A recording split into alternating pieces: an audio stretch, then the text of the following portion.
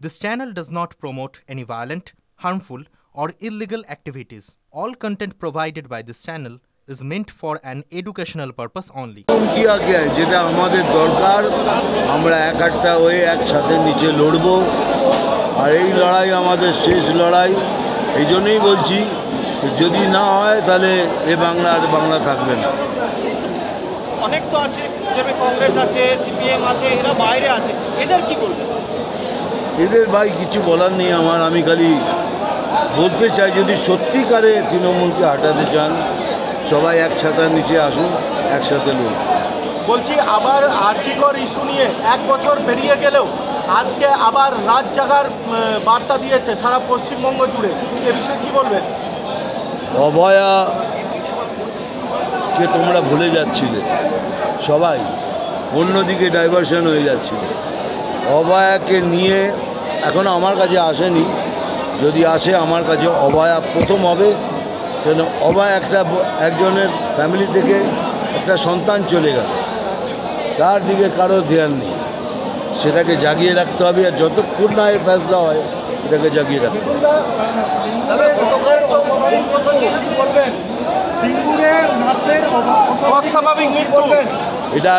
এটা আগে সবাই জানা হোক, এনকোয়ারি হোক, তারপরে বলুন। শুভেন্দু অধিকারীর উপর বারবার হামলা, কি বলবেন? এটাই তো আপনারা বলুন, কেন হামলা করছেন? যদি আপনারা এতই যদি আপনারা স্ট্রং হন, যদি আপনাদের মধ্যে ভয় না থাকে, তাহলে আপনারা হামলা করছেন কেন? আপনারা তো বিরাট পাওয়ারফুল, আপনারা শাসক দল, তো কেন নিশ্চয় কোথাও ভয় পেয়েছেন? গত বিধানসভা নির্বাচন হোক বা লোকসভা নির্বাচন, এই পুরুলিয়া জেলায় সাফল্য পেতে দেখা গেছে বিজেপিকে। আগামী বিধানসভা নির্বাচনে কতটা সাফল্য পাবে বলে মনে হচ্ছে? এই তো আমি প্রেসিডেন্টের সাথে কথা বলছিলাম যে 9টার মধ্যে 9টায় জিতবো।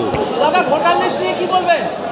এসআইআর হবে, আবার বলছি এসআইআর হবে হবে হবে। পুরুলিয়ার বিজেপির অভিযানে একবার দেখা গেল যে মৃত ভোটার এখনও রয়েছে, আবার গতকালও পাওয়া গেছে যারা বিহারের মুসলিম ভোটাররা তারা এখানে ভোটার কার্ড করে রেখেছে, কি বলবেন এই বিষয়ে? এইটাই তো দেখার, ওখানে ভোট দিচ্ছে, একজনে 2 জায়গায় 3 জায়গায় ভোটার লিস্টের নাম আছে। এইগুলোকেই তো, এই জন্যই তো এসআইআর। আপনার ভোটের অধিকার একটা, সেটা আপনি দিন। এখন সেখানে 3 জায়গায় যদি ভোট করেন, দ্যাট ইজ অস্বাভাবিক। এই জন্য এসআইআর দরকার।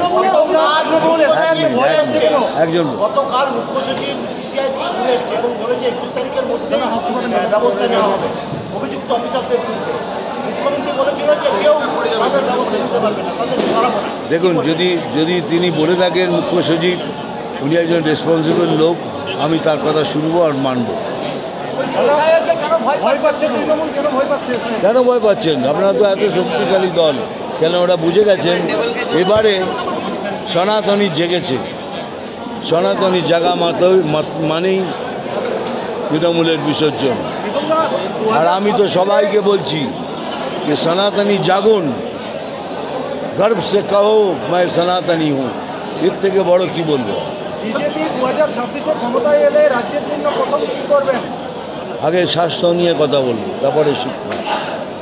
তৃণমূল বলছে পাড়ায় সমাধান তাদের হ্যাঁ স্যার, তৃণমূল বলছে তাদের পাড়ায় সমাধান সাফল্য আছে, তাই মিঠুন চক্রবর্তীকে আনতে হচ্ছে, কি বলবেন? কি মিঠুন চক্রবর্তী? পাড়ায় ওদের সাফল্য মিলছে, পাড়ায় সমাধান একটা কর্মসূচি নিয়েছে। দেখুন, ওরা কি করবে আমি বলতে পারবো না, ওটা ওদের ব্যাপার। আমরা খালি আমার কথা বলবো। দাদা, গতকাল অভিষেক বন্দ্যোপাধ্যায় বলেছিলেন যে নির্বাচন কমিশন বিজেপির হয়ে কাজ করছে, কি বলবেন? এটা সবাই বলছে, সবাই বিজেপির জন্য কাজ করছে, অথচ বিজেপির জন্য কেউ কিছু করছে। এ বলছে বিজেপি ইডি বিজেপির জন্য কাজ করছে, ওরা বলছেন সিবিআই বিজেপির জন্য কাজ করছে, এখন বলছেন ইলেকশন বিজেপির জন্য কাজ করছে। সবাই বিজেপির জন্য কাজ করছে, অথচ কিছুই হচ্ছে। এটা অদ্ভুত। ডায়মন্ড হারবারে বলছে যে 15% অতিরিক্ত ভোটার হয়েছে, 100 থেকে 15% ভোট বেড়েছে 4 বছর, কি বলবেন? আরে দেখুন না।